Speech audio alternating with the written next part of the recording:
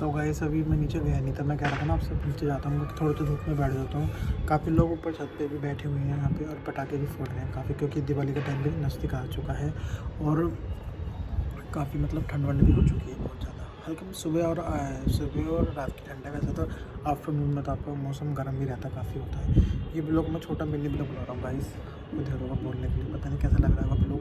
इसको डालूंगा जरूर यूट्यूब पे, अगर चलता है ठीक है, चलना चाहिए वैसे, थोड़ा सा लाइक वाइक तो आनी चाहिए चैनल पे। मौसम तो ठीक है, काफ़ी अच्छा है वैसे, क्योंकि अब दिवाली आने वाली है, फिर दशहरा तो हो गया, हो गया दिवाली, धनतेरस, भैया दूज जो त्यौहार होते हैं काफ़ी, मतलब इसी अक्टूबर में फेस्टिवल काफ़ी है इस टाइम। और मेरे बाल बहुत बोल रहे हैं, उनकी कटिंग करवानी है बालों की गाइस, ये देखिएगा आपके बाल फेस वैसा आ रहा बस करना है।